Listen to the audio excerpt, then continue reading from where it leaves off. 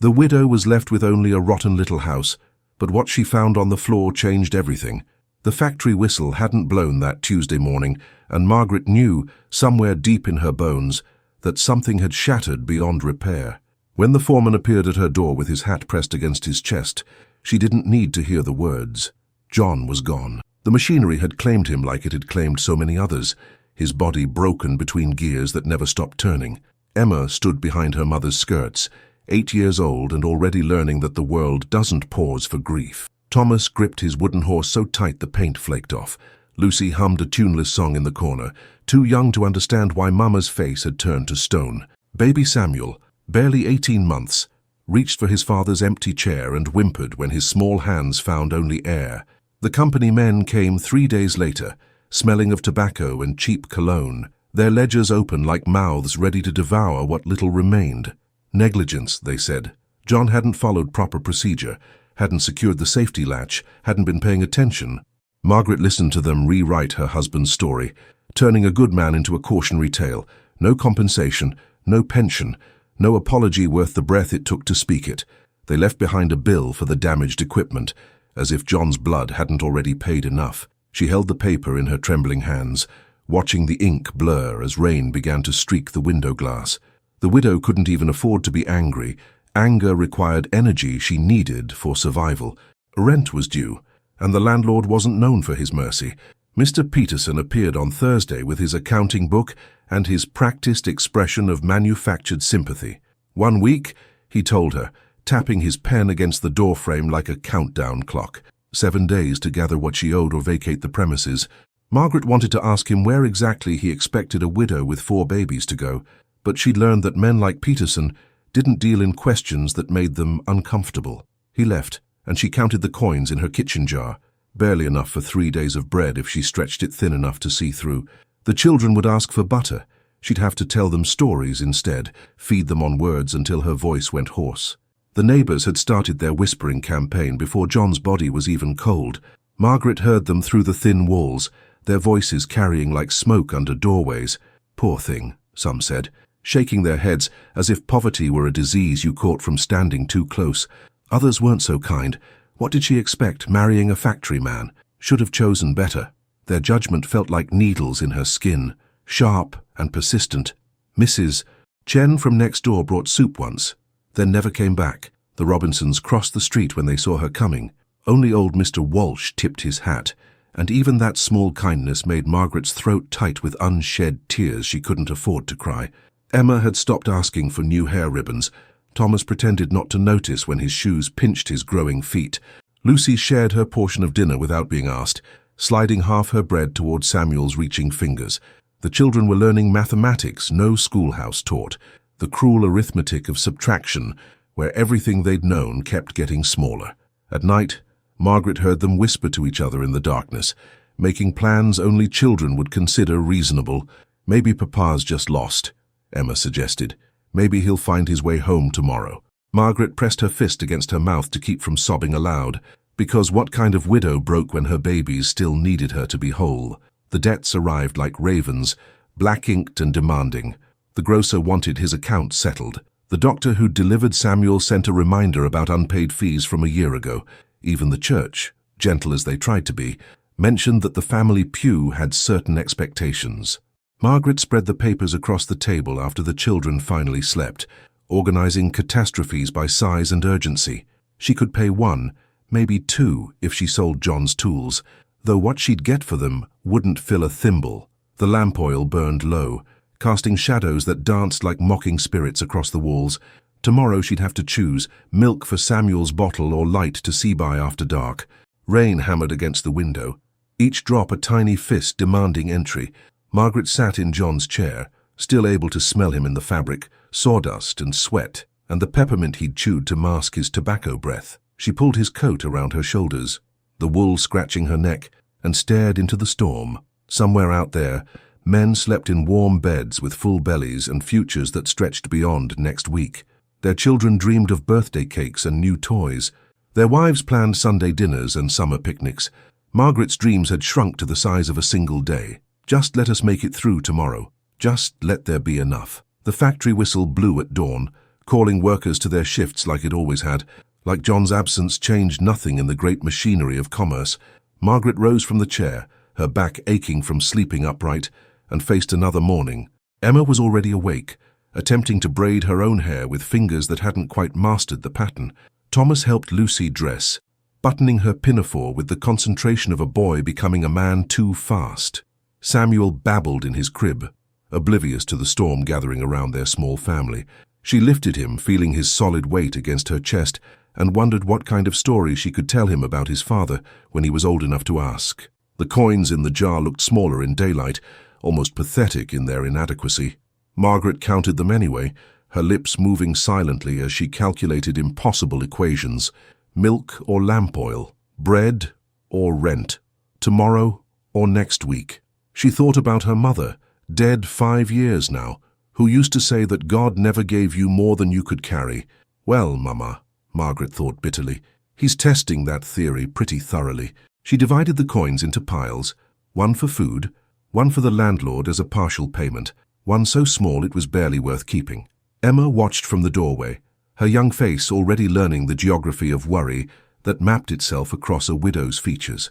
The week stretched ahead like a bridge made of spider silk, fragile, unlikely to hold, but the only path forward.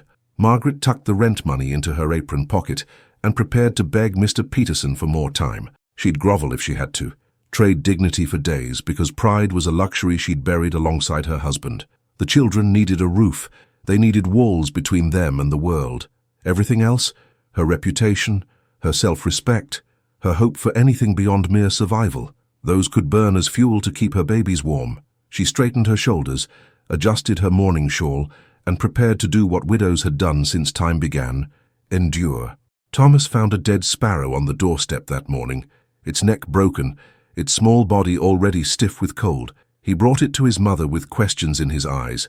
Why do things die? Where do they go? Can we fix it? Margaret knelt beside her son, this boy who still believed in resurrection, and told him gently that some things, once broken, couldn't be mended. They buried the bird in the yard, Lucy picking dandelions to mark the grave. It was a small funeral for a small life, but it felt like practice for bigger griefs. The children said prayers they'd learned in Sunday school, while Margaret wondered if God was listening, and if he was, whether he cared that sparrows and factory workers and their families kept falling.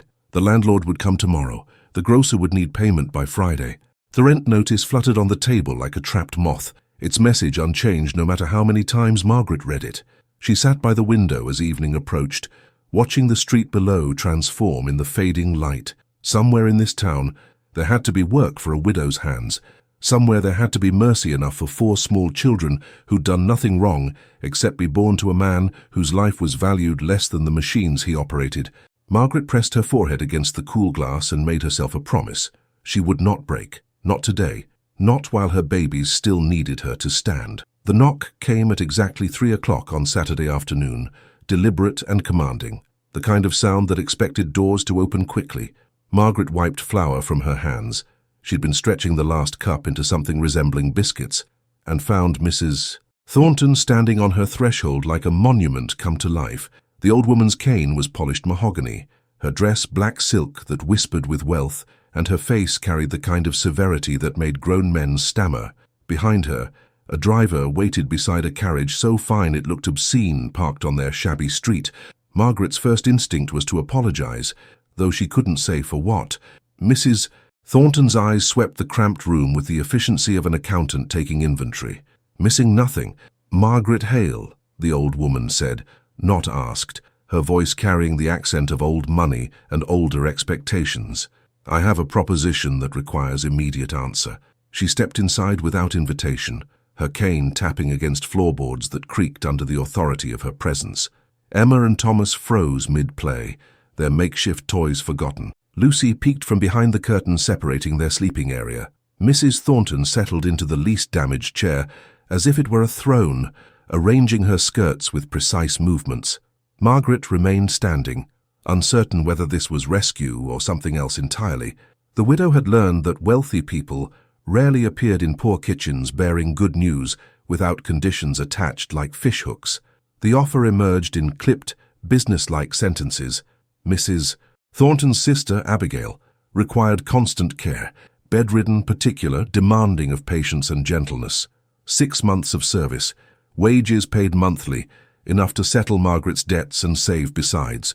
Room and board provided in a cabin on the Thornton estate, isolated but serviceable. Margaret's mind raced through calculations, searching for the trap she knew must exist. Why her? Why now? Mrs. Thornton seemed to read the questions forming, and answered before they could be spoken. I've made inquiries. You nursed your mother through consumption without complaint. You kept your household running while your husband worked double shifts. You possess the temperament my sister requires, steady hands and a quiet spirit. The cabin, Mrs. Thornton explained, stood at the forest's edge where Thornton property met unclaimed wilderness. No one had lived there for 30 years, maybe more. It would need cleaning, perhaps repairs, but the bones were solid. Margaret tried to picture it, her children running through trees instead of dodging carriages, air that smelled of pine instead of factory smoke.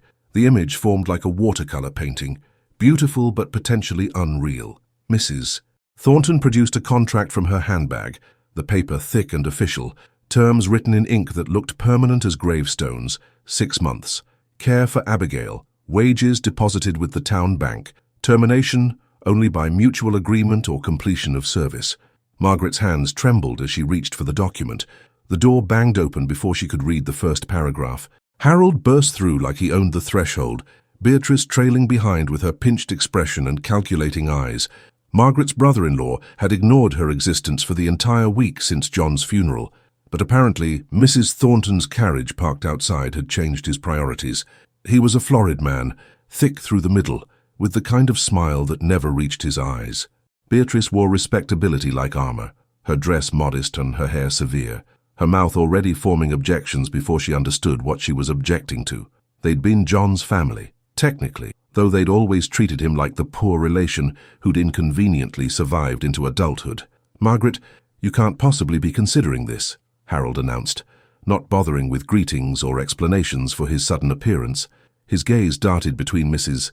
Thornton and the contract, hunger naked on his features, an isolated cabin, children alone in the woods. It's practically criminal negligence. Beatrice nodded with practiced agreement, adding that they'd been meaning to discuss the children's welfare, how perhaps it would be better if Emma and Thomas came to live with them, where proper supervision and moral guidance could be provided. The words landed like stones. Margaret saw immediately what they wanted, not her children's welfare, but the appearance of Christian charity, and perhaps the wages Mrs. Thornton offered, redirected through their grasping fingers. Mrs. Thornton's expression didn't change, but something dangerous flickered behind her eyes, like lightning inside a bottle. She turned her attention to Harold, with the focus of a naturalist examining an unpleasant insect.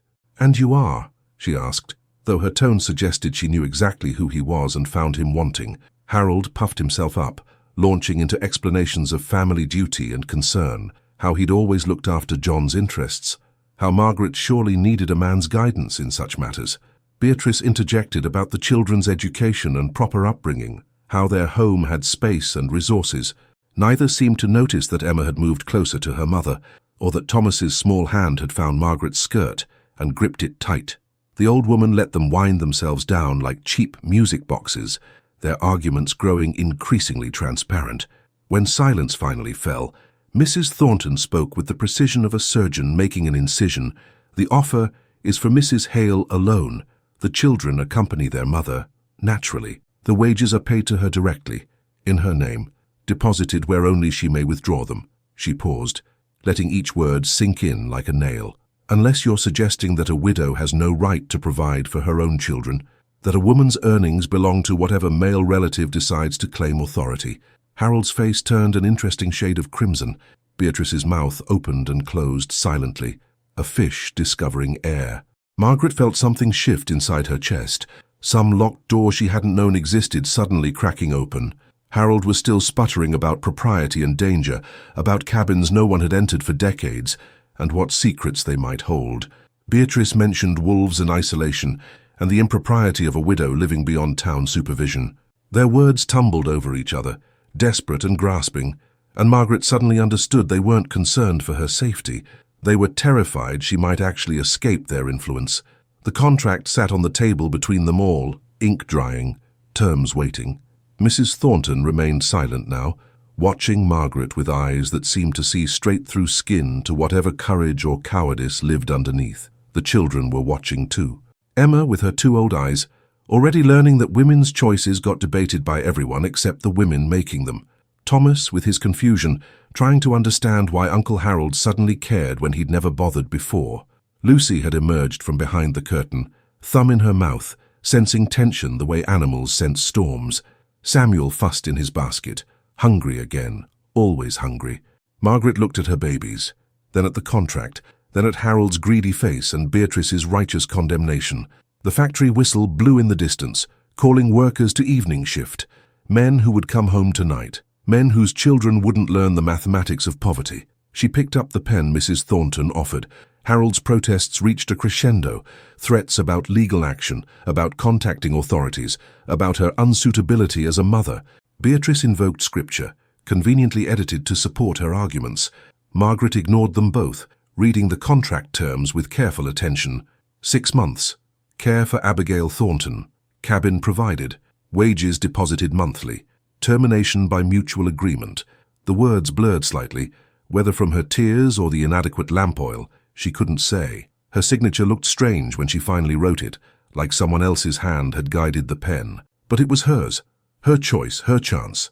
Mrs. Thornton folded the contract with satisfaction, tucking it back into her handbag with the finality of a vault closing. The wagon will arrive Monday at dawn to transport your belongings. Bring what you need. The cabin is furnished, though you may find it rustic. She stood, her cane striking the floor like a judge's gavel. Your family may visit on the first Sunday of each month, should you desire such contact. This last part she directed at Harold and Beatrice with a smile sharp enough to draw blood. They recognized dismissal when it arrived in silk and malice, retreating to the door with promises that this wasn't finished, that Margaret would regret her rashness.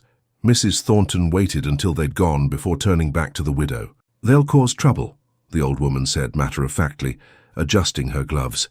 Men like your brother-in-law always do when they smell opportunity slipping away, but the contract is legal and binding. Your wages cannot be touched by anyone but you. She moved toward the door, then paused, something almost human crossing her severe features. My sister is difficult, Mrs. Hale. She'll test your patience daily, but she's also dying, and she deserves to do so with dignity. That's all I'm asking. Give her dignity, and in return, you'll have time to build something for those children. Something Harold's grasping hands can't dismantle. Then she was gone, the carriage rolling away into dusk, leaving Margaret standing in her cramped kitchen with a choice made and no idea what stories waited in a cabin no one had entered for 30 years. The wagon jolted to a stop where the road surrendered to wilderness, and Margaret's first glimpse of the cabin stole the breath from her lungs. It hunched between ancient oaks like something nature was slowly digesting, the structure leaning westward as if trying to escape into the forest. Moss carpeted the roof in thick green patches, and the walls wore their age in sagging timber and peeling paint that might have once been white. The windows stared blankly, glass so encrusted with decades of grime they resembled cataracts on an old dog's eyes. The driver deposited their meager belongings without comment, accepted his coin, and departed quickly enough to suggest he knew stories about this place that Margaret didn't. The children clustered close, even brave Thomas suddenly uncertain, while the forest pressed in from all sides with its watching silence. Emma was the first to move, her practical nature overriding hesitation as she picked up the smallest trunk and marched toward the door. The hinges screamed when Margaret pushed it open, a sound like something dying slowly. Inside smelled of time itself, layers of dust and mouse droppings and wood slowly rotting from the inside out. Floorboards groaned under their weight, each step producing a different note of complaint, a symphony of decay. The main room held a table listing to one side, chairs that looked one sneeze away from collapse, and a fireplace blackened by fires that hadn't warmed anyone in longer than Margaret had been alive. Cobwebs draped the corners like funeral bunting. Lucy sneezed 3 times rapidly, the sound absurdly loud in the oppressive quiet. Through a doorway sagging on broken hinges, Margaret found Abigail Thornton. The old woman occupied the cabin's only intact space, a small room where someone had clearly made recent efforts at habitability, a proper bed with clean linens, a nightstand holding medicine bottles and a water pitcher, even a rug that showed no signs of moth damage.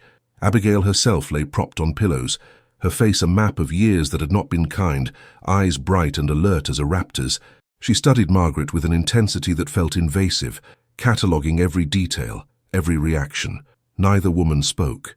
The assessment stretched on until Samuel whimpered from Margaret's arms, breaking the spell. Abigail's gaze shifted to the baby, and something that might have been a smile ghosted across her papery lips before vanishing. Thomas discovered the dead bird while exploring the fireplace, reaching up the chimney with the fearlessness only 6-year-old boys possess. He emerged soot-covered, holding a small crow by one stiff wing, its feathers still glossy despite death. Margaret's instinct was to scold him for touching it, but the boy's face showed such wonder at this small corpse that she hesitated. He turned it gently in his hands, examining the way the neck bent wrong, how one eye had collapsed inward. "Mama, why didn't it fly away?" he asked, and Margaret had no answer that wouldn't sound like a metaphor for their own situation. They buried it behind the cabin, Thomas insisting on marking the spot with a circle of stones he collected from the forest floor. Lucy's discovery came as Margaret was attempting to inventory what could be salvaged from the cabin's meager furnishings. The little girl ran small fingers along the doorframe between rooms, tracing patterns Margaret had dismissed as water damage or wood grain. But when she looked closer, following Lucy's pointing finger, she saw them, carvings, deliberate and intricate, worn smooth by decades, but unmistakable. Symbols that resembled stars or flowers or something else entirely, arranged in sequences that suggested meaning to someone. They encircled every doorway, some frames holding dozens of tiny marks. Margaret touched one gently, feeling the groove where a knife had carefully removed wood. Someone had spent considerable time making these marks. Someone had wanted them to last. The afternoon evaporated into necessary labor. Margaret attacked the main room with borrowed broom and rags, creating clouds of dust that made them all cough until their eyes watered. Emma proved surprisingly capable, organizing their belongings with the efficiency of someone twice her age. Thomas appointed himself wood-gatherer, dragging fallen branches from the forest edge despite their size dwarfing him. Even Lucy helped, sorting their cooking implements into piles that made sense only to her 4-year-old logic. Samuel observed from a makeshift playpen Margaret constructed from a crate and blankets, his babbling providing soundtrack to their work. By dusk, the cabin looked marginally less like a crypt and more like a place humans might theoretically survive in. Abigail watched everything from her room with those hawk eyes, occasionally rapping her cane against the floor when she wanted water or needed adjusting. She hadn't spoken a word since their arrival, communicating entirely through gestures and meaningful looks that Margaret was learning to interpret. The old woman seemed particularly interested in how Margaret handled the children, noting when she spoke gently versus firmly, how she distributed tasks, the way she paused to kiss Samuel's head while passing. It felt like being tested, though for what purpose Margaret couldn't fathom. She brought Abigail soup from their provisions, watched the old woman eat slowly and methodically, then collected the bowl without either of them breaking the silence. Night arrived swiftly in the forest, darkness falling like a curtain rather than gradually dimming. Margaret found a rusted pot in the cabin's sad excuse for a kitchen, filled it with water from the pump outside, and set it to boil over the fire she'd finally coaxed to life. The pot's bottom was pitted with holes she plugged with rags, creating a precarious vessel that threatened to give out entirely. Steam rose in thin wisps while she added oats and a precious pinch of salt, stretching their provisions into something resembling supper. The children ate silently, too exhausted for their usual chatter. Samuel refused his portion, crying with the particular intensity of a baby who's endured too much change, his wails echoing off the cabin walls. She wrapped him in John's coat, that threadbare garment she'd carried across towns and through grief, now serving one more impossible purpose. The fabric was so worn she could see her fingers through it when she held it to the firelight, the weave separating into individual threads. But it still smelled faintly of her husband, that mixture of sawdust and soap she'd never smell on a living man again. Samuel quieted against it, finding comfort in scent memory he was too young to consciously recognize. Margaret rocked him near the fire, watching the flames cast shadows that danced across walls marked with mysterious carvings. Outside, full darkness had settled like sediment. An owl called from somewhere close, its voice cutting through the forest quiet with primitive authority. Margaret had heard owls before, but never this near, never with such clarity that she could hear the breath between notes. It called again, and this time something answered, Not another owl, but movement through underbrush, heavy enough to snap branches, purposeful enough to suggest intention. The children's eyes went wide. Emma moved closer to her mother. Thomas gripped his wooden horse until his knuckles paled. The movement circled the cabin slowly, staying just beyond the reach of firelight and present but unseen. Margaret's heart hammered against her ribs as she strained to identify the sound, too big for a fox, too quiet for a deer crashing through brush. Lucy whispered that maybe it was the Birds family, coming to check on it. Thomas suggested a bear, though he'd never seen one and was clearly hoping for adventure rather than actual danger. Emma said nothing, but her hand found Margaret's free one and squeezed tight. The movement continued its circuit, once, twice, 3 times around their small shelter, then silence, so complete it felt aggressive, the absence of sound somehow louder than the presence had been. Margaret realized she'd been holding her breath and released it slowly. Abigail's cane rapped once against her bedroom floor, sharp and deliberate. When Margaret checked on her, the old woman was sitting up in bed, staring at the wall with an expression Margaret couldn't read.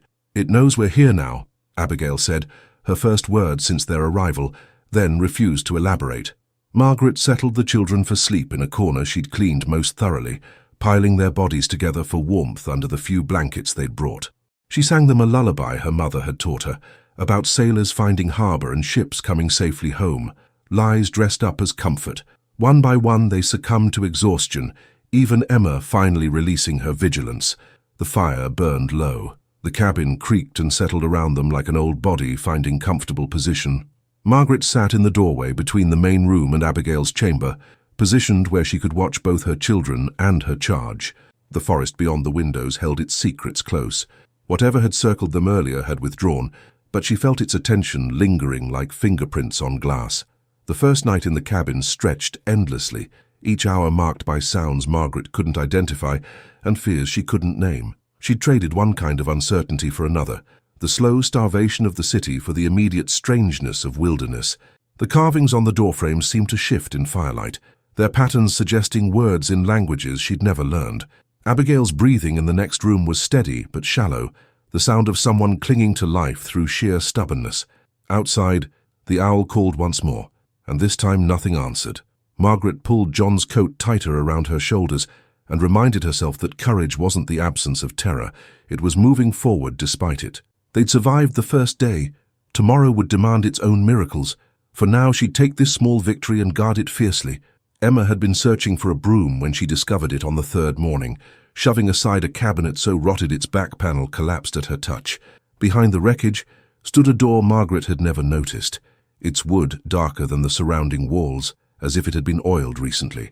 The padlock securing it gleamed silver-bright, modern hardware fastened to ancient timber, with screws that showed no rust or weathering. Everything else in the cabin spoke of neglect and decades of abandonment, but this lock could have been installed yesterday. Emma called for her mother with the particular urgency children reserve for discoveries adults need to see immediately. Margaret approached slowly, wiping her hands on her apron, and felt something cold settle in her stomach when she saw how that new metal caught the morning light. The door itself stood shorter than standard height, perhaps 4 feet tall, like an entrance designed for children or someone who didn't mind crawling. No hinges were visible from this side, suggesting it opened inward. Margaret ran her fingers along the frame, feeling where the wood had been sanded smooth despite the cabin's overall deterioration.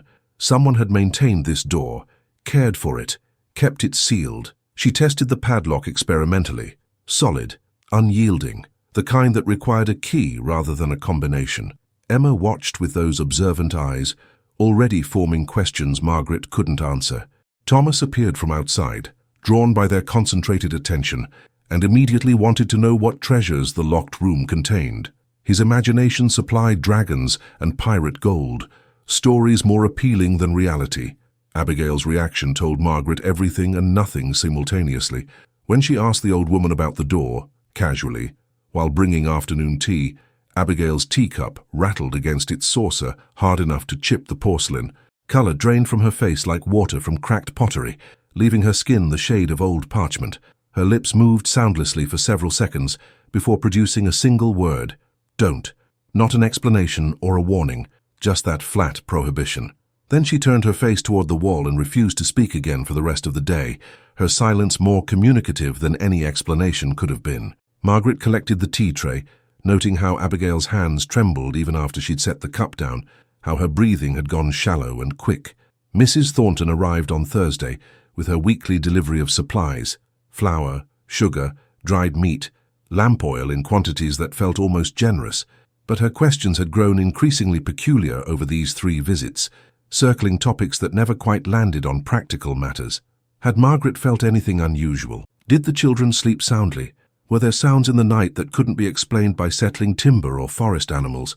She asked about the cabin's temperature, whether certain rooms felt colder than others, if Margaret had noticed any smells that seemed to come from nowhere. The interrogation was subtle, wrapped in conversational tone, but Margaret recognized investigation when it wore a silk dress and carried a parasol. This time, Mrs. Thornton's gaze lingered on the newly exposed door, though Margaret hadn't mentioned its discovery. "You found it then?" the old woman said, not really a question. She set down her parcels with deliberate care, arranging them on the table as if their placement mattered enormously. "My father installed that lock 60 years ago. The key has been lost for at least 40. She paused. Smoothing her gloves in a gesture Margaret was learning meant she was choosing words carefully. "Some doors stay locked for good reason, Mrs. Hale, not because of what they hide, but because of what they protect. Do you understand the difference?" Margaret didn't, but she nodded anyway, watching Mrs. Thornton's reflection in the window glass, seeing something that looked almost like relief cross those severe features.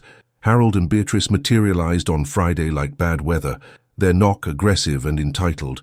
Margaret hadn't invited them, hadn't sent word of their location, but somehow they'd learned it anyway, probably through the same town gossip networks that had judged her widowhood insufficient entertainment. Harold wore his Sunday coat despite the muddy road, determined to appear respectable while behaving otherwise. Beatrice carried a basket of what she called proper Christian charity, though the contents looked suspiciously like items from her own pantry she'd been trying to use up. They settled themselves in the main room without permission, eyes cataloguing everything, assessing value and vulnerability. The children they barely acknowledged beyond cursory pats on the head, but the locked door captured their attention like moths to flame. Harold's gaze returned to it repeatedly throughout their forced visit, even as he launched into speeches about their ongoing concern for the children's welfare. Living in the wilderness, he proclaimed, was no environment for young minds.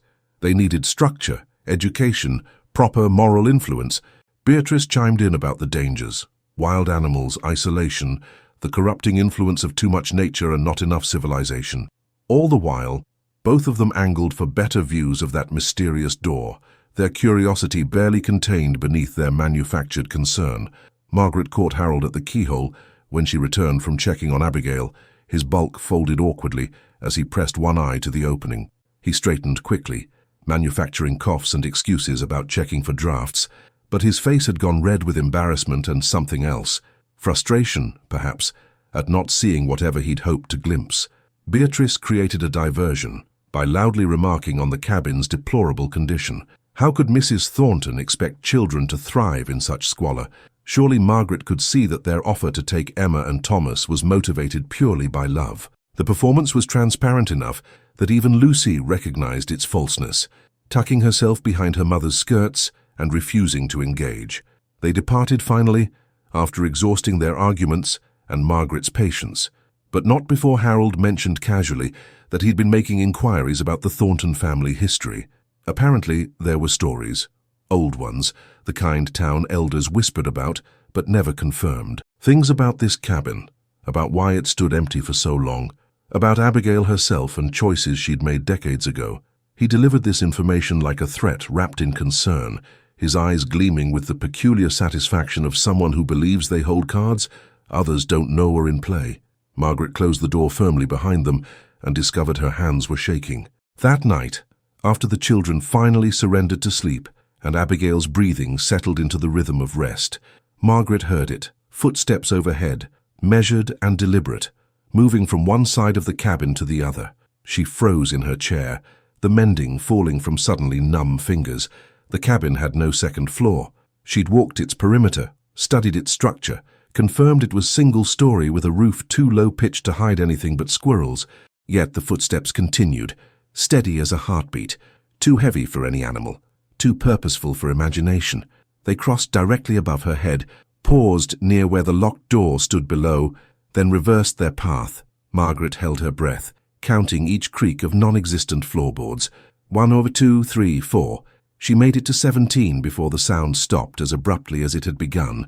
The silence that followed felt worse somehow, expectant and watching. She wanted to wake the children, to confirm she wasn't hallucinating from exhaustion or fear, but they slept so peacefully she couldn't bring herself to disturb them. Instead, she sat in the dark, listening to the cabin settle and resettle around her, wondering what kind of story she'd truly walked into. The kind with happy endings felt increasingly unlikely. The kind where widows got devoured by mysteries seemed far more probable. Emma was awake beside her, Margaret realized with a start. The girl sat up slowly, her eyes reflecting firelight like an animal's. "I hear it too, Mama," she whispered, and somehow that confirmation was worse than believing herself alone in noticing.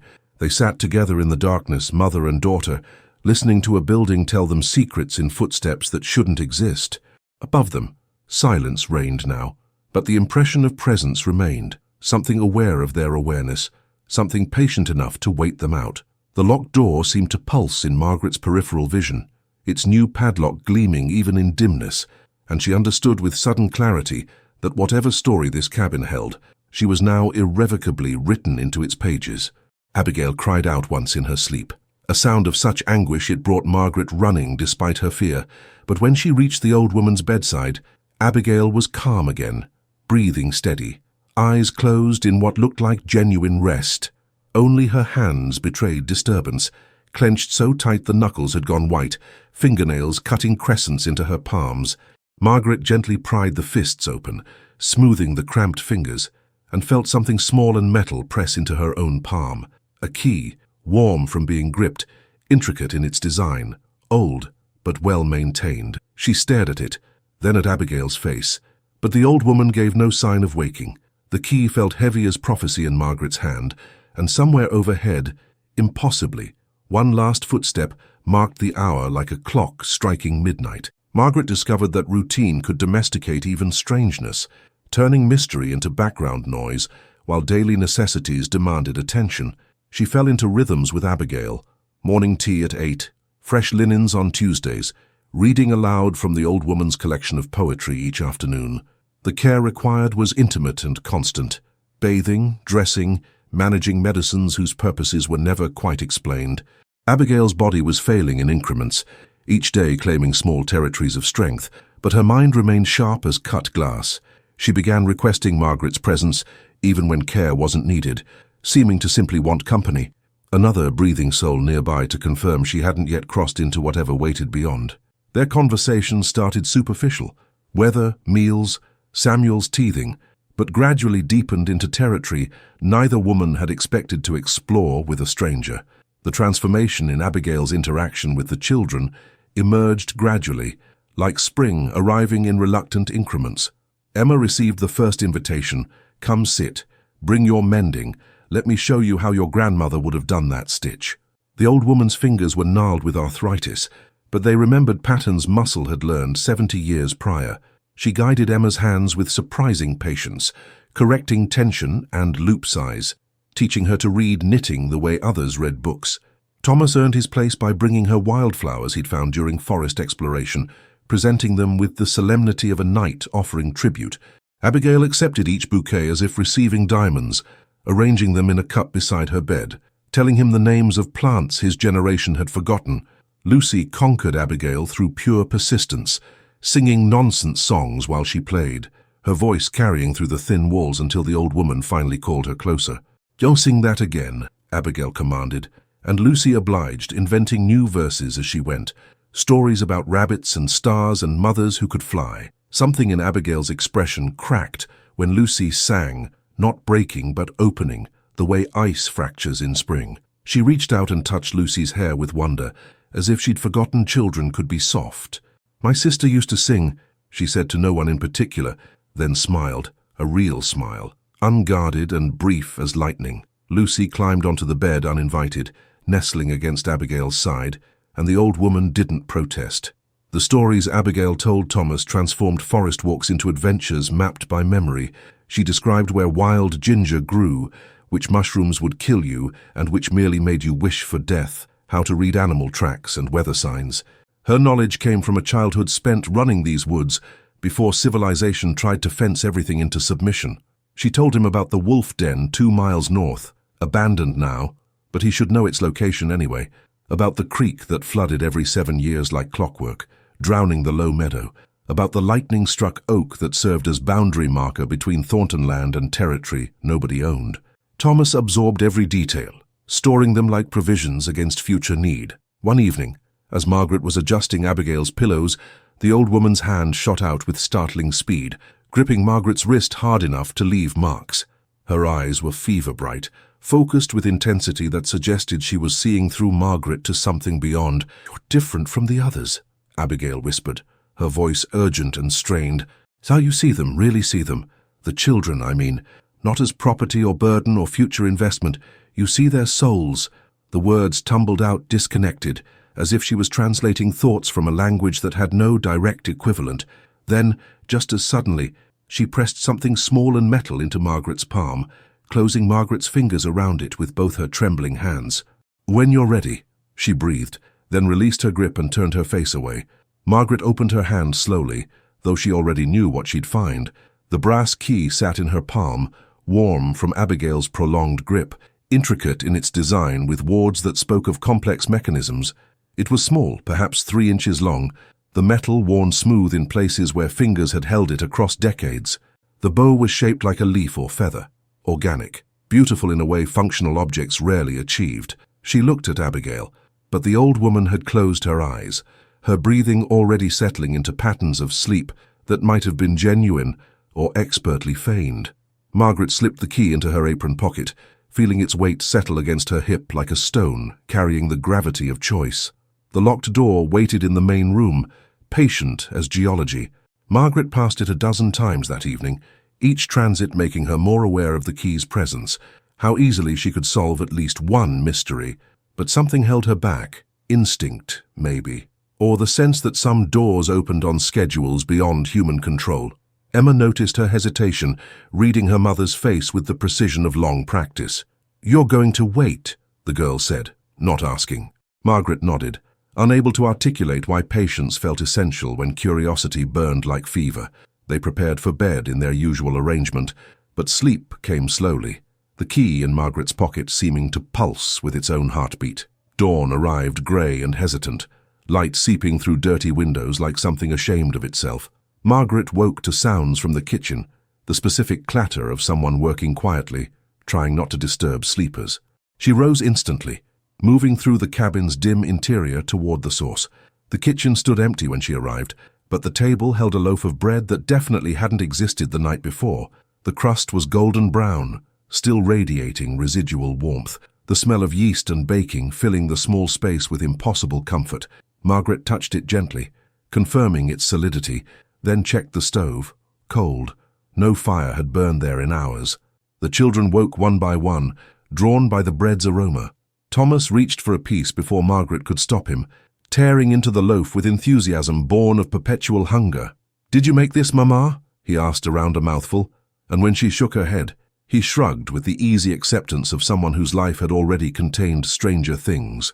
Emma studied the bread analytically, examining the crust pattern and crumb structure like evidence in a trial. Lucy simply ate, humming between bites. Only Samuel seemed undisturbed by phantom bakers, more interested in smashing his portion than consuming it. Emma's voice came quietly as she helped clear breakfast. "I saw something this morning, before light, a shadow near the stove, moving like a person, but when I blinked it was gone." She delivered this information matter-of-factly, without dramatics or embellishment. Thomas immediately claimed he'd also seen it. A woman's shape, he insisted, tall and thin, wearing something that might have been a long dress or might have been darkness taking form. Margaret wanted to dismiss this as children's imagination feeding on each other's suggestions, but the bread remained stubbornly real, defying rational explanation with every yeasty molecule of its existence.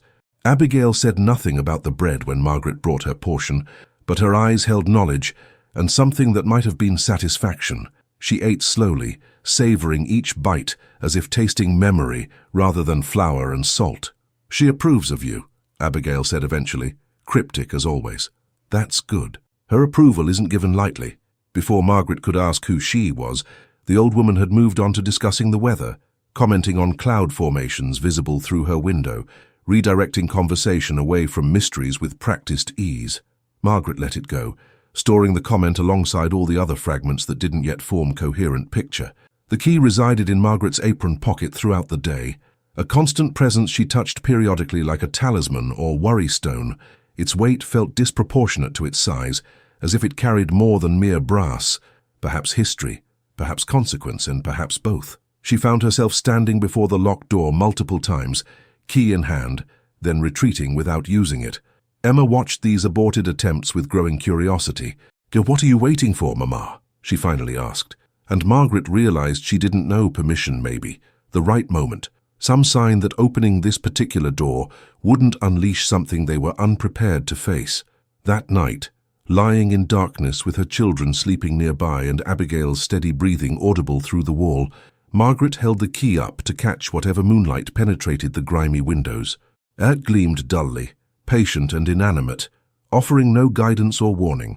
The locked door stood perhaps 10 feet away, invisible in shadow but present in her awareness like a held breath. Outside, the forest conducted its nocturnal symphony, owls and insects and things that moved through underbrush with purposes known only to themselves. The key felt warm in her palm, as if heated by internal fire, and Margaret understood that the story she'd walked into wasn't waiting for her to catch up. It was unfolding whether she was ready or not, and the only choice remaining was whether she'd participate consciously or stumble through blind. Harold's arrival shattered the morning's fragile peace, his fist hammering against the door with the self-righteous fury of someone convinced they're performing rescue. Margaret opened it to find him flanked by a man in an ill-fitting suit, clutching a leather portfolio, his face bearing the practiced neutrality of someone paid to look official. "County Inspector Davis," Harold announced with poorly concealed triumph, gesturing to his companion like a magician revealing his final trick. "Here to conduct a safety evaluation of the premises, as is my right as concerned family."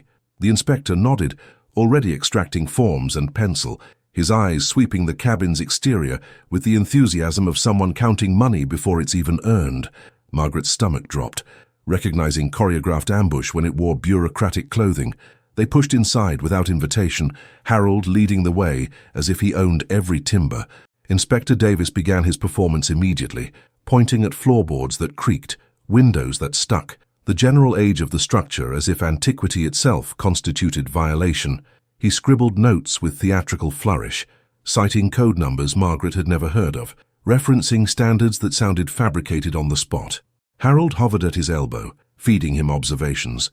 The children sleep too close to the fireplace. The water pump shows signs of rust. Surely that roof couldn't withstand serious weather. Emma had retreated to stand with Thomas and Lucy near Abigail's doorway, the three of them watching with the stillness of rabbits sensing hawks overhead. The inspector's violations multiplied like weeds, each one delivered with grave concern for child welfare. Inadequate ventilation, insufficient light, structural concerns about load-bearing beams that he never actually examined. Harold's performance of worry was almost convincing. He sighed at appropriate moments, shook his head with manufactured sorrow, mentioned how difficult this must be for Margaret, but surely she could see reason. The inspector suggested temporary relocation of the children while repairs were conducted, his tone implying this was generous compromise rather than thinly veiled theft. Harold's eyes gleamed with something Margaret recognized from stories about wolves circling wounded prey, that particular hunger that comes from anticipating victory.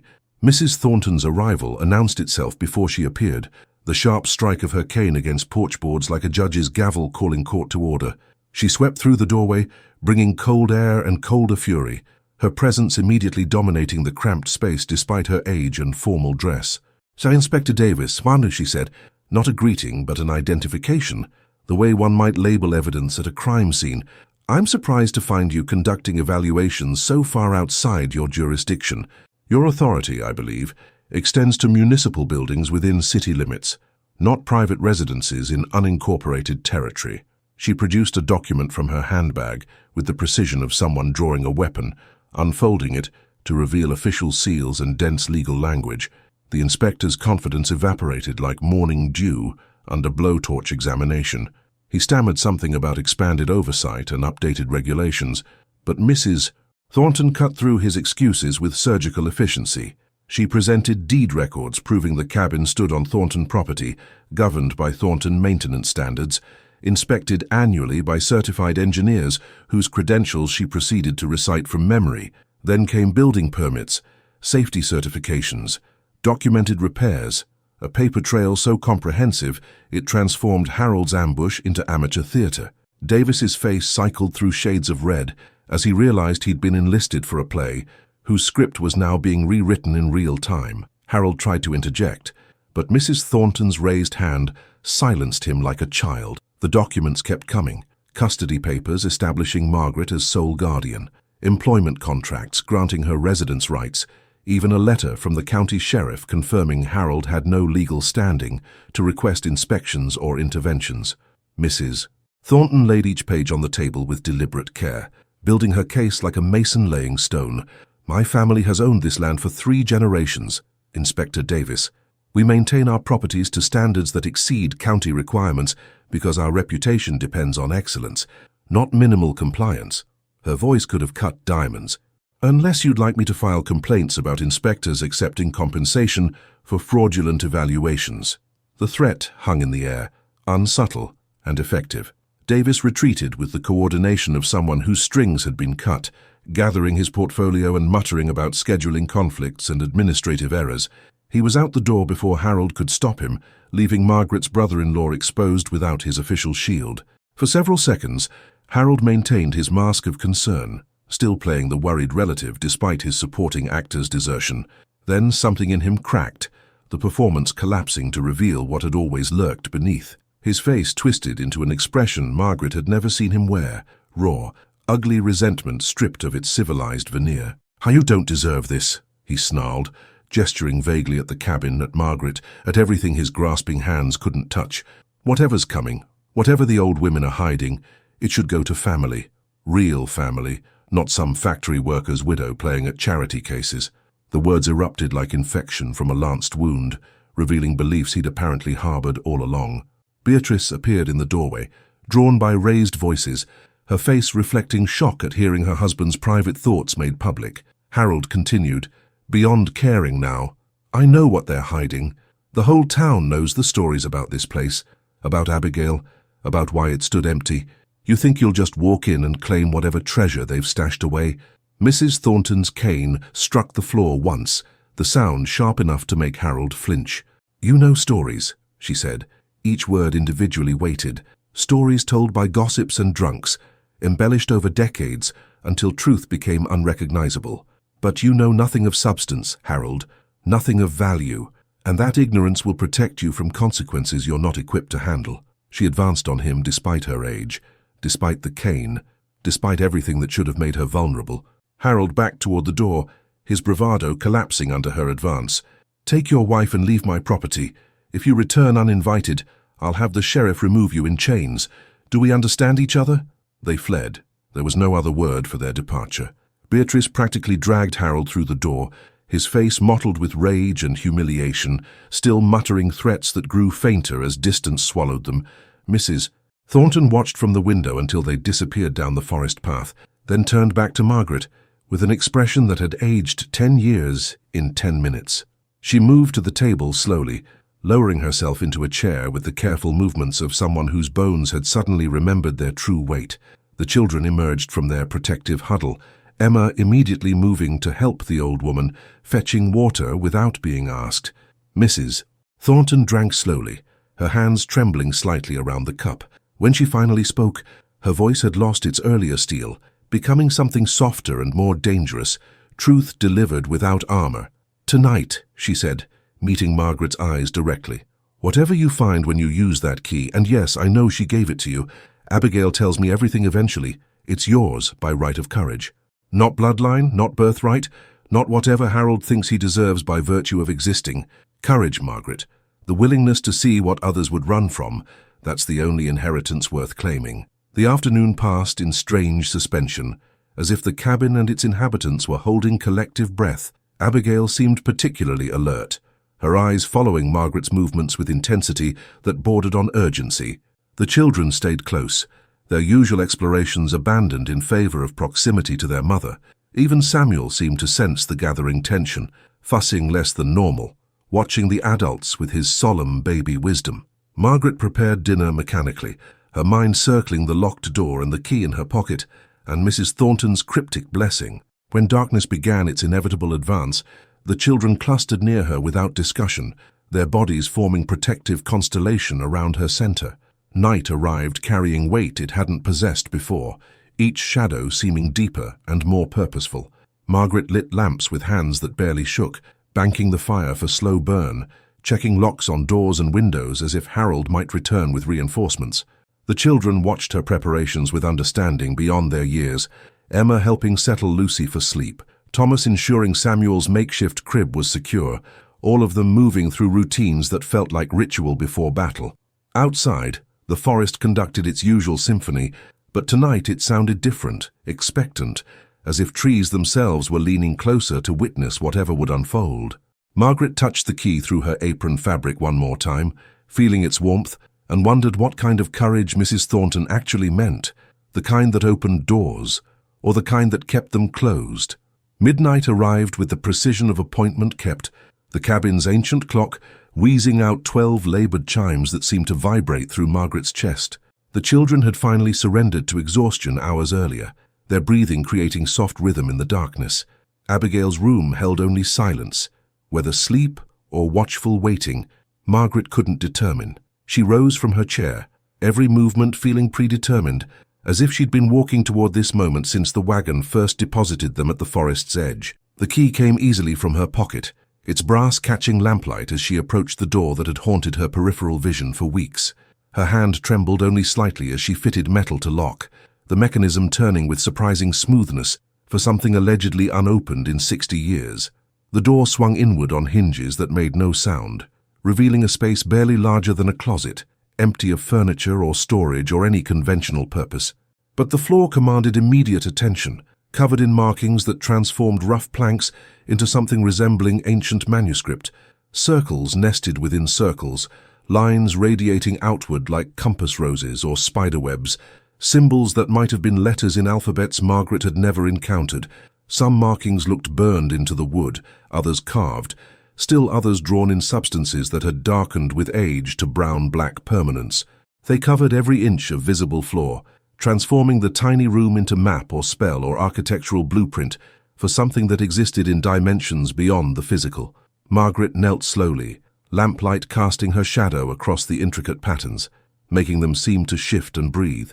She traced one circle with her finger, feeling where the wood had been deliberately scorched, the heat applied with precision to create uniform depth. The symbols arranged themselves in ways that suggested meaning just beyond her comprehension, almost readable, almost familiar, like trying to remember a language learned in childhood and then forgotten. Her hands explored the markings methodically, searching for she knew not what, until her palm pressed against a board that gave slightly under pressure. The movement was subtle, barely perceptible, but in a room this deliberately constructed, nothing could be accidental. The loose board lifted easily once she found its edge, revealing a hollow beneath that smelled of old leather and older secrets. Margaret's breath caught as she withdrew a satchel, its surface cracked with age but still intact, surprisingly heavy in her shaking hands. She carried it to the main room's table, spreading lamplight across its contents as she unbuckled straps that resisted before yielding. Inside, documents wrapped in oilcloth, their preservation suggesting someone had anticipated decades of waiting. Deeds to properties she recognized, the mercantile on Main Street, the boarding house near the train depot, the warehouse by the river docks, each one stamped and notarized, legally binding, made out in blank with space for a name to be written. Stock certificates came next, companies Margaret vaguely recognized from newspaper financial pages she'd never had reason to read carefully. Railroad shares, mining interests, manufacturing concerns, the kind of investments that built dynasties rather than merely sustained them. Then the coins, spilling across the table in a cascade of gold that seemed obscene in its abundance. She counted mechanically, 20, 40, 60, stopping when the numbers became meaningless. This was wealth beyond anything her family had imagined across generations, the kind of money that purchased futures and erased pasts. Margaret's vision blurred, whether from tears or shock or the sheer impossibility of what lay before her, she couldn't distinguish. The letter waited at the bottom, sealed with red wax bearing the Thornton family crest, addressed in elegant script, "To whoever proves worthy." Margaret broke the seal with fingers gone clumsy, unfolding paper that crackled with age. Mrs. Thornton's handwriting covered the page, younger somehow than the hand that had held it today, written perhaps decades ago when the future was still uncertain and hope hadn't yet calcified into cynicism. Margaret read slowly, lamplight steady on words that rewrote everything she understood about her situation. "My grandfather built the Thornton fortune through methods I cannot defend and will not justify," the letter began, its honesty brutal and uncompromising. He exploited labor, manipulated markets, crushed competition through means both legal and otherwise. The wealth that elevated our family destroyed countless others, widows left destitute, children sent to factories, families displaced when their homes stood between my grandfather and profit. The confession continued for paragraphs, cataloguing sins with the thoroughness of accountant tallying debts. Each crime was named, each victim category acknowledged, the accumulation of wrongdoing laid bare without excuse or mitigation. "This treasure," Mrs. Thornton's younger self had written, "represents 1/3 of our family's liquid assets at the time of my father's death. I set it aside as restitution, blood money to be returned not to those we harmed, for they're beyond our reach now, but to someone who demonstrates the qualities we lacked. Compassion without calculation, generosity without expectation of return. The ability to see other humans as souls rather than resources. The criteria were specific: care for Abigail without knowing reward awaited, treat the children as precious rather than burdensome, show kindness when cruelty would be easier. If you're reading this," the letter concluded, "you've already proven yourself worthy in ways my family never managed. This wealth is yours by right of character. Use it to build what we only destroyed." Margaret's knees buckled, the floor rising to meet her as if the cabin itself was offering embrace. The letter fell from her hands, gold coins scattered across worn planks, and she wept with an intensity that came from somewhere deeper than grief or joy, from the place where impossible possibilities lived. Every choice she'd made since arriving, caring for Abigail despite the old woman's initial coldness, protecting her children's spirits despite overwhelming circumstances, choosing patience over desperation with the locked door, all of it had been tests she hadn't known she was taking. The weight of this realization pressed down like atmosphere suddenly doubled, beautiful and crushing simultaneously. Emma found her there minutes or hours later. Time had lost meaning, kneeling among scattered treasure with tears streaming down her face. The girl took in the scene with those two observant eyes, processing gold and documents, and her mother's transformed expression. "Mama!" she whispered, the question containing multitudes. Margaret looked up, seeing her daughter's face illuminated by lamplight, confused and hopeful, and already trying to understand what this meant for their future. She reached for Emma, pulling her close, trying to find words adequate to explain that their story had just rewritten itself, that poverty had ended between one breath and the next, that everything had changed except what actually mattered. The moment crystallized, mother and daughter surrounded by wealth they'd never imagined, in a cabin that had seemed like exile but turned out to be salvation, holding each other while the enormity of transformation settled over them like snow, beautiful in its purity, heavy in its implications, already changing the landscape of everything they'd known. Thomas stirred in his sleep nearby, making small sounds. Lucy's breathing remained steady and innocent. Samuel would wake soon for his night feeding, unaware that he'd sleep tomorrow as a different kind of child than he'd been today. The treasure glittered in lamplight, patient and inanimate, no longer hidden, but not yet fully claimed. Outside, footsteps crunched on gravel with deliberate rhythm, approaching from the direction of the main road. Margaret's head snapped up, her body tensing with protective instinct, even as her mind struggled to process new threats while still reeling from revelation. The footsteps came closer, unhurried but purposeful, boots on stone creating percussion that announced human presence. Emma moved to the window, peering through gaps in the curtain Margaret had fashioned from old sheets. "Someone's coming," she said unnecessarily, her voice carrying the flatness of someone too young to have this much practice with danger. Margaret rose quickly, gathering the scattered coins with shaking hands, trying to return everything to the satchel before whoever approached could see. But her fingers fumbled, dropping more than she collected, gold ringing against floorboards like bells announcing treasure. The footsteps stopped just outside the door, and Margaret froze, holding her breath, acutely aware of how vulnerable they were. Isolated in the forest, surrounded by wealth they'd had no time to secure, with children who couldn't defend themselves and an old woman who could barely rise from bed. The door handle turned slowly, testing whether it was locked, and Margaret realized with cold clarity that opening one door had potentially exposed them to dangers they'd never anticipated. The night that had promised transformation now threatened something else entirely, and she had no idea which story she was actually living in. The window shattered inward with violence that transformed night into chaos, glass exploding across the floor in crystalline shrapnel that caught lamplight like malicious stars.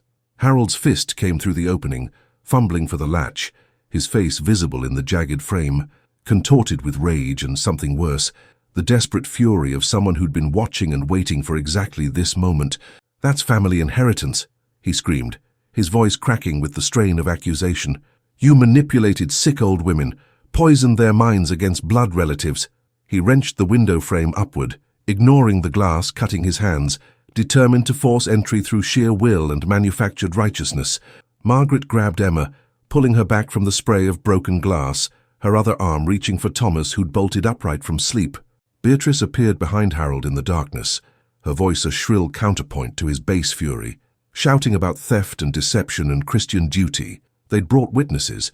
Margaret could see shapes moving in the tree line, town gossips drawn by Harold's promises of scandal.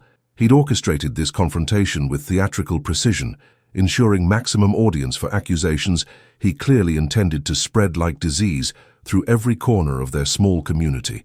"Con artist!" Beatrice shrieked, the words designed to carry, preying on elderly invalids for their money. "Someone fetch the sheriff." Harold had one leg through the window now, his bulk making the entry awkward but no less threatening. Margaret's mind raced through options, finding none that didn't end in violation. Abigail's cane struck her bedroom floor 3 times, sharp and commanding, the sound cutting through chaos with unexpected authority. Harold froze mid-crawl, his position suddenly ridiculous. Half in, half out, bleeding from a dozen glass cuts, caught between forward momentum and backward retreat. "Get out of my house." Abigail's voice emerged from her room like judgment rendered, each word individually weighted with decades of accumulated power. She appeared in her doorway, supported by the frame, her nightgown ghostly in lamplight, looking more corpse than human, but radiating fury that made Harold actually recoil. "This is Thornton property. That woman is my employee and guest. You are trespassing with intent to commit violence. Now get out before I have you shot for it." The standoff held for seconds that felt like hours, Harold calculating whether an old woman's threats carried actual teeth, Abigail staring him down with the absolute confidence of someone who'd faced worse than brother-in-laws and survived. Finally, he extracted himself from the window with as much dignity as his position allowed, which was none. But his retreat came loaded with promises of return. "This isn't finished. I have lawyers, Margaret, real ones, not whatever backwards arrangement you've concocted. That treasure is family inheritance, and I'll prove it in court." He gestured to the witnesses he'd brought, faces Margaret recognized from church and market, their expressions ranging from shocked to gleefully scandalized. "Everyone here heard me claim it. Everyone knows now what she's trying to steal." They vanished into darkness, leaving behind broken glass and the certainty of tomorrow's consequences. Margaret moved mechanically through cleanup, sweeping shards while her mind catalogued disasters. Harold had lawyers. That meant money she didn't have, connections she couldn't match, the kind of institutional support that crushed women like her without effort. The witnesses would talk, spreading poison through town by breakfast, transforming her from widow deserving sympathy into villain deserving punishment. She found cardboard to cover the broken window, her hands steady despite everything collapsing, because the children were watching and mothers didn't get to fall apart when their babies needed them whole. Dawn arrived grey and unforgiving, bringing with it Sheriff Morrison, and an expression of apologetic duty Margaret had learned to recognize on men's faces, the look that said they felt bad about what they were about to do, but would do it anyway. He removed his hat at the door, refused the coffee she offered, and delivered his news with the enthusiasm of someone reading a death sentence. Allegations had been filed, serious ones. Exploitation of the elderly, forgery of documents, theft of family assets. An investigation was required by law. "I'm sorry, Mrs. Hale," he said, and sounded like he meant it. "But until this gets sorted, those assets need to be frozen. Can't have you moving money or selling property while the court determines rightful ownership." The timeline he provided felt designed to strangle hope. 1 week to gather evidence, present witnesses, prove her claim legitimate. If she failed, the assets would be awarded to Harold as next of kin pending final court decision. Margaret's lawyer, if she could find one willing to work without retainer, would need to counter whatever forged documents Harold had produced, demonstrate the Thornton family's intent, establish her own legitimacy. The sheriff looked around the cabin, taking in the broken window, the children's wide eyes, Abigail's frail form visible through her doorway. "Sire, for what it's worth," he added quietly, "I've known Harold since he was a boy. He's not a good man, but the law doesn't care about character when it's sorting out inheritance disputes."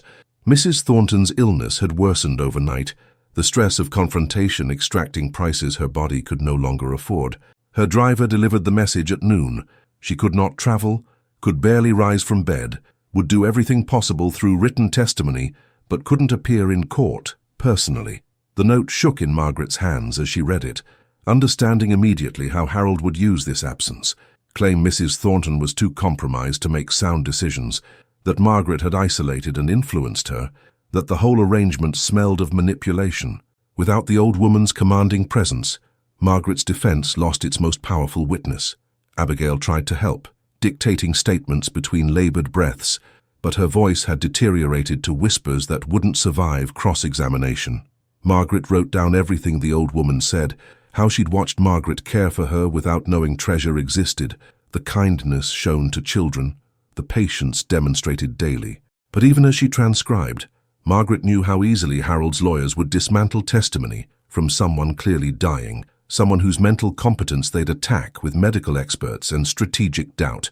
The evidence that had seemed so solid hours ago now felt gossamer thin, likely to disintegrate under legal scrutiny, designed to favor men with money over women with merely truth. The children watched their mother's face with the intensity of sailors reading storm clouds, searching for signs of whether they'd survive what was coming. Emma had already started organizing their few possessions, preparing for evacuation she hadn't been told was necessary, but anticipated anyway. Thomas stayed close, his usual adventurous spirit subdued by the weight of adult conflicts he couldn't fully understand, but sensed were existential. Lucy sang quietly to Samuel, the same nonsense songs she'd sung in poverty, as if consistency of melody could protect them from the chaos swirling around their small family. Their trust in her felt heavier than any treasure, more valuable and infinitely more fragile. Margaret stood at the broken window as afternoon shadows lengthened, staring out at forest that had briefly seemed like sanctuary, but now felt like trap. She'd spent her whole life surviving, her mother's death, her husband's accident, the grinding poverty that followed. Survival had become her expertise, the skill she'd honed through necessity until it was practically instinctive. But this situation required more than mere survival. It demanded she become something she'd never been, a fighter. Not the kind who threw punches, but the kind who walked into courtrooms and faced down lawyers and refused to be erased by men who thought women's stories could be rewritten at their convenience. The widow from the stories, the one who didn't just endure but conquered, who turned tragedy into triumph through sheer force of will, that's who the children needed her to be. Margaret had no idea how to become that woman. She'd never been to court, never stood before a judge, never argued law with people trained specifically to twist words until truth became unrecognizable. But the alternative was watching Harold steal not just the treasure, but her children's future, condemning them to return to poverty after they'd glimpsed possibility. That prospect settled into her chest like iron, heavy and unyielding, transforming fear into something harder and more useful. She turned from the window to find Emma watching her, the girl's face carrying hope so fragile it could shatter with a word. "Are we going to be all right, Mama?" she asked, and Margaret heard in that question all the time she'd had to reassure them through impossible circumstances, all the promises she'd made that survival was enough. But this time, survival wasn't the goal. This time, they needed victory. Margaret knelt beside her daughter, taking both small hands in her own, and made a promise she had no idea how to keep. "Yes, sweetheart, we're going to fight, and we're going to win." The words felt like prophecy or delusion, impossible to distinguish between, but she said them with conviction anyway because mothers didn't get to admit defeat while their children still believed in them. Margaret walked into town square on the 5th day, carrying the letter like a shield, her children arranged around her like living proof of everything she'd endured. The weekly market was in full swing, vendors calling their wares, townspeople conducting the ordinary business of living, while her entire future hung suspended between legitimacy and ruin. She'd rehearsed this moment through sleepless nights, imagining herself confident and articulate, but standing now among the crowd with their curious and sometimes hostile faces, she felt small and unprepared. Emma gripped her hand tightly. Thomas carried Samuel on his hip with the solemn responsibility of someone twice his age. Lucy stayed pressed against her mother's skirts, thumb in her mouth despite being told she was too old for such comfort. Margaret climbed the steps to the gazebo where town announcements were traditionally made, her legs trembling with each rise. She began reading without preamble, her voice initially wavering, then strengthening as Mrs. Thornton's words filled the square.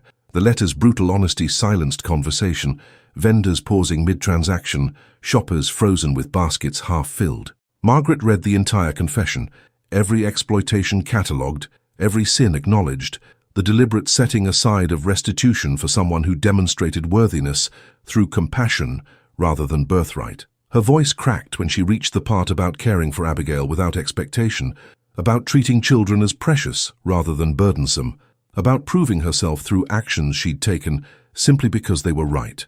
When she finished, silence held for several heartbeats, the crowd processing information that rewrote their understanding of the Thornton fortune and the widow they'd dismissed as tragic but forgettable. Old Jacob Miller stepped forward first, his carpenter's hands twisted with arthritis, moving slowly through the crowd until he stood at the gazebo's base.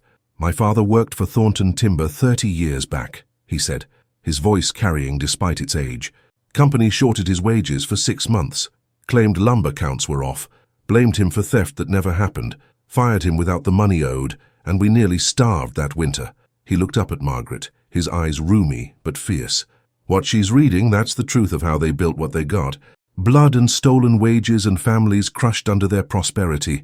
Other heads nodded in the crowd, recognition spreading like ripples from a stone thrown in still water. Sarah Chen came next, a laundress whose hands were perpetually red from lye and hot water. She spoke of her grandfather's store, how Thornton manipulation of credit terms had forced him into bankruptcy, how the property her family owned for generations became Thornton property through legal maneuvers that smelled corrupt but couldn't be proven. "They took everything we had," she said simply, "called it business, called it progress.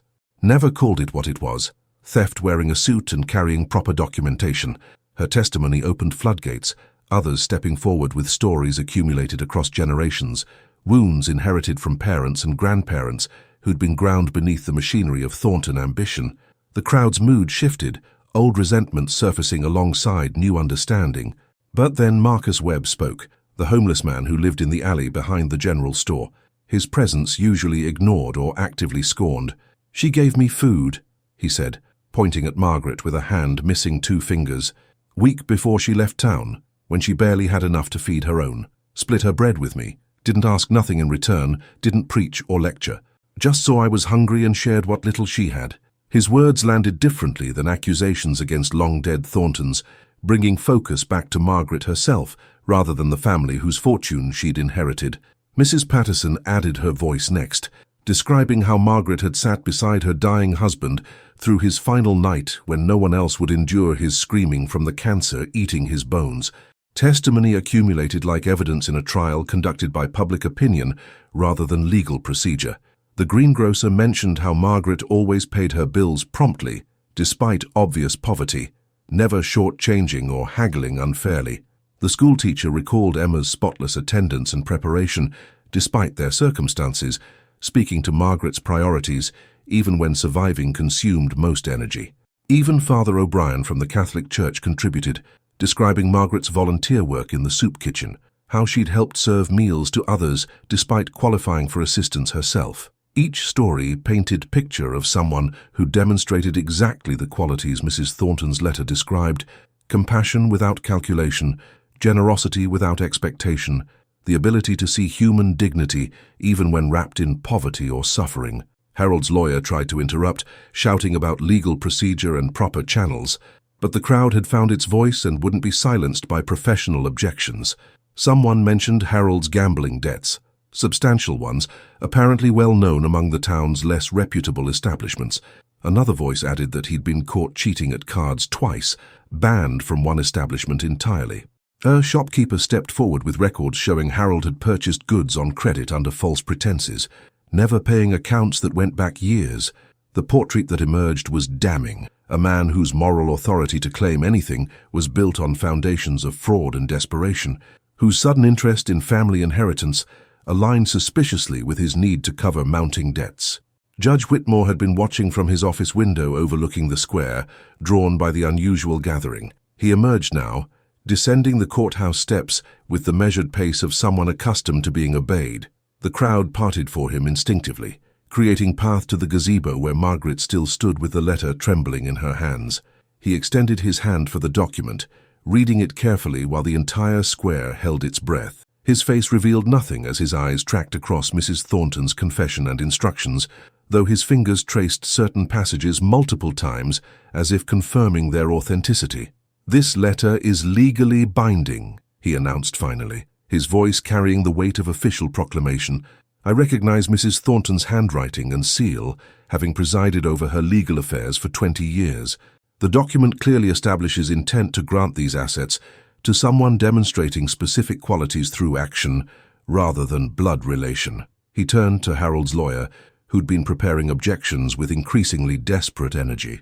"Your client's claim rests on kinship alone, which this letter explicitly supersedes. Furthermore, if even half the testimony regarding his debts and fraudulent dealings is accurate, his moral standing to claim guardianship of children or management of assets is non-existent." The gavel of public opinion had already fallen, but Judge Whitmore's official ruling sealed it with legal certainty.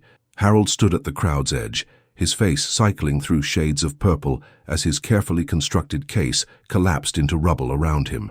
Beatrice had already disappeared, presumably to begin the social repair work necessary to salvage their reputation from this public dismantling. The lawyer packed his papers with the resigned efficiency of someone calculating billable hours on a losing case. Judge Whitmore's ruling would need official documentation, hearings to formalize the transfer, but the outcome was no longer in doubt. Margaret had won not through legal maneuvering, but through the accumulated testimony of a community that had watched her character long before fortune was at stake. The crowd's energy shifted from tension to something approaching celebration, people calling congratulations and offering assistance she hadn't asked for, but suddenly had in abundance. Margaret descended from the gazebo carefully, her children clustering close, all of them slightly overwhelmed by the attention they'd spent years learning to avoid. Thomas tugged her sleeve with the particular urgency he reserved for important questions, pulling her down to his eye level. "Mama, does this mean we're safe now?" he whispered, his 6-year-old face carrying hope so pure it made her chest ache. She wanted to say yes, to confirm that all threats had been vanquished and their future was secure, but the words stuck in her throat, because even as people surrounded them with genuine warmth and offers of friendship, Margaret saw other faces in the crowd, expressions that weren't quite celebratory, eyes that held calculation rather than joy. Mrs. Blackwood, whose daughter had been courting the banker's son, now looked at Margaret with reassessment that felt predatory. Mr. Hughes, who owned the largest mercantile, studied her with the intensity of someone identifying new business opportunity. The town's social hierarchy had just been violently reshuffled, and Margaret had jumped from bottom to somewhere near the top, without understanding the rules governing those heights. She recognized envy when it wore polite smiles, and she saw it multiplying in the crowd around her, like flowers blooming after rain. "We're safer than we were," Margaret told Thomas, choosing honesty over false comfort. "But the story isn't finished yet, sweetheart. Winning doesn't mean everything stops. It just means we're starting a different chapter." She looked around at the faces watching them, some warm, some calculating, all of them now aware that the widow they'd dismissed carried wealth and therefore power that demanded their attention. The fight against Harold had been visible and external, but Margaret sensed new battles forming, subtler and potentially more dangerous. These would be fought not in courthouses, but in parlors and church pews, in whispered conversations and strategic social maneuvers designed to either embrace or isolate her. Victory had arrived, but it brought complications she was only beginning to comprehend. The renovation began 3 weeks after the courthouse ruling, workers arriving at dawn with lumber that smelled of fresh-cut pine and tools that sang purpose against the forest's morning quiet. Margaret had interviewed a dozen contractors before selecting Mr. Kowalski, a Polish immigrant whose hands told stories of honest labor and whose prices didn't inflate the moment he learned she could afford extravagance. She'd been explicit in her vision, not a mansion designed to announce wealth, but a real home built to withstand winters and shelter the specific souls who would live within its walls. The crew set to work replacing rotted timber with sound wood, installing windows that actually sealed against drafts. Reinforcing the foundation that had somehow endured decades of neglect, Emma watched the transformation with analytical fascination, asking questions about load-bearing beams and proper insulation until the workers started addressing her as Little Engineer. The kitchen emerged as the heart of transformation, expanding from its cramped inadequacy into space where 4 children could sit together without elbows colliding, where Margaret could cook without choosing between warmth and workspace. New counters appeared, smooth and level, alongside a proper stove that heated evenly rather than the temperamental fireplace that had required constant negotiation. Cabinets installed above the workspace held more storage than their entire previous apartment, shelves waiting to be filled with abundance rather than carefully rationed scarcity. Thomas insisted on helping sand the new table, his small hands working the wood until splinters became silk, taking ownership of the space where his family would gather. The morning the kitchen was completed, Margaret made pancakes, real ones, with eggs and milk and butter, enough for everyone to eat until full rather than until the food ran out. The community investments Margaret made carried Mrs. Thornton's original intention forward, channeling blood money toward restitution that could never fully compensate but might partially heal. She established a fund for widows, administered through the church but available regardless of denomination, providing emergency assistance when husbands died and companies denied responsibility. Another fund supported workers injured in factory accidents, covering medical expenses and lost wages, while families navigated bureaucratic indifference. She purchased the boarding house near the train depot and reduced rents to levels working families could actually afford, shocking the previous tenants who'd grown accustomed to choosing between shelter and food.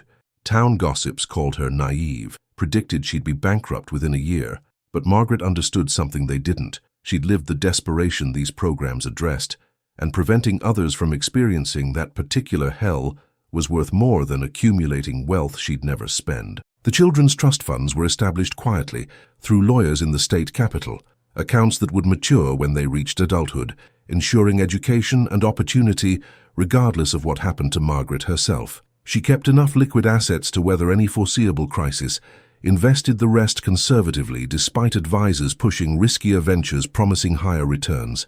Financial security felt more important than aggressive growth. She'd learned that having enough was a victory poverty taught you to appreciate in ways wealth never could. The stocks and deeds she'd discovered remained mostly untouched, their dividends feeding the charitable funds, their existence a foundation rather than a monument to accumulation. Lucy made the discovery on the first morning they woke in the fully renovated cabin, running her fingers along door frames, as was her habit, tracing the mysterious carvings that had always seemed like decorative randomness. But now, with sunlight streaming through properly cleaned windows, hitting the wood at angles previously impossible, the symbols revealed patterns Lucy's child eyes somehow recognized. She fetched the schoolteacher's daughter, who'd been studying ancient languages at the Women's College in Boston, bringing her to examine the markings with scholarly attention. The translation took hours, cross-referencing books the young woman had brought, but eventually she rendered the symbols into English, blessings for those who showed compassion, protection for children who slept within these walls, hope that someday worthy souls would claim the house that waited for them. Someone had carved these blessings decades ago, perhaps when the cabin was first built, perhaps during its abandonment. The wood's age made precise dating impossible. But the intention was unmistakable. This place had been prepared for Margaret and her children long before any of them were born, waiting through years of emptiness for the specific family who would need its shelter and prove themselves worthy of its secrets. The realization settled over Margaret like benediction, transforming her understanding of randomness versus destiny. Every choice that had led them here, John's factory job, his death, her desperation, Abigail's proposition, suddenly seemed less like tragedy and more like path she'd been walking toward all along. Mrs. Thornton's final visit arrived unannounced on a Tuesday afternoon, her carriage rolling up to the transformed cabin, with its driver helping her navigate stairs that had been rebuilt to accommodate her cane. She moved through the rooms slowly, noting every improvement, running her fingers along walls now properly plastered, testing the new stove's heat, sitting briefly in the expanded kitchen where light poured through windows that no longer looked blind. Her expression remained characteristically severe, but something softer moved behind her eyes, satisfaction, perhaps, or the particular peace that comes from seeing plans completed before death claims the planner. She accepted tea in the china cups Margaret had purchased for such occasions, holding the delicate porcelain, with hands that trembled slightly more than during her last visit. "The house was never rotten, dear," Mrs. Thornton said finally, her voice carrying the weight of confession or maybe absolution. "It was just waiting for the right foundation. Buildings are like people that way. They need purpose to maintain their structure." This cabin stood empty, because it was holding space for someone who would appreciate shelter rather than merely occupy it. She sipped her tea, gaze distant, as if seeing through walls to memories Margaret couldn't access. "My father wanted to tear it down, but I wouldn't let him. I always knew it was waiting, though I couldn't have told you what for." She set down her cup with finality that suggested departure. "Now I know. It was waiting for you, for a family that would transform blessing into belonging." As Mrs. Thornton prepared to leave, she paused beside Abigail's chair where the old woman sat wrapped in blankets despite the room's warmth, her breathing labored, but her awareness sharp. The two sisters looked at each other with the complicated intimacy of people who'd shared a lifetime of unspoken understanding. Then Mrs. Thornton turned to Emma, who'd been watching the farewell with her characteristic intensity. "Take care of your mother," the old woman said, her voice suddenly urgent. "She's braver than she knows, braver than she believes. Remind her of that when she forgets." Emma nodded solemnly, accepting this responsibility with the seriousness she brought to all adult tasks. Mrs. Thornton touched the girl's cheek once, gently, then departed without looking back, her cane striking newly solid floorboards in rhythm that sounded almost like applause.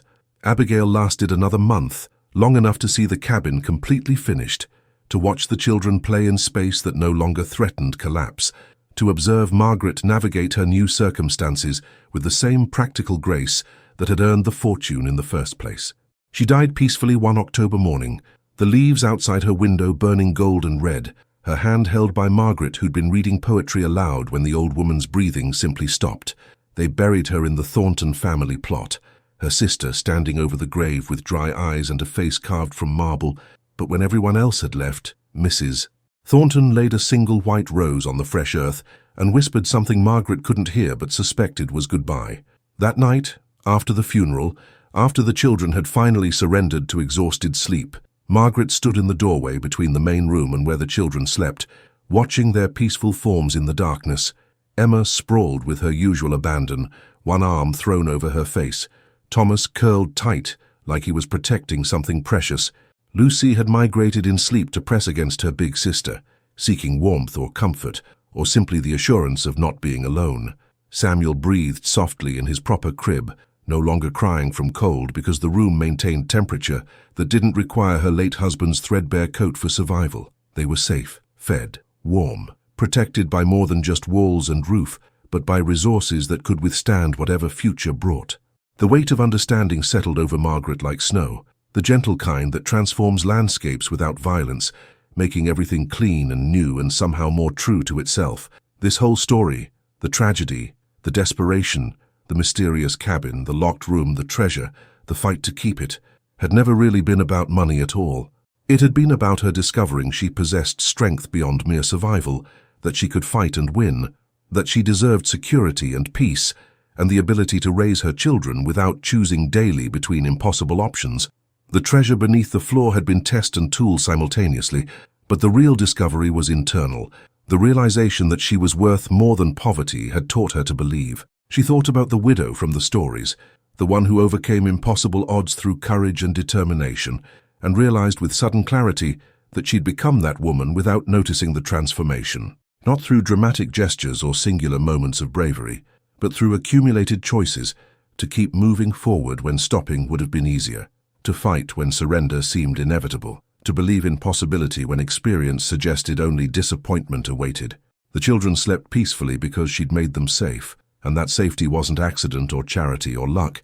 It was victory she'd earned through every small act of courage across months that had felt like years. Margaret remained in the doorway long after midnight passed, watching her children breathe, feeling the solid house around them like an embrace that would outlast her lifetime, and maybe theirs too.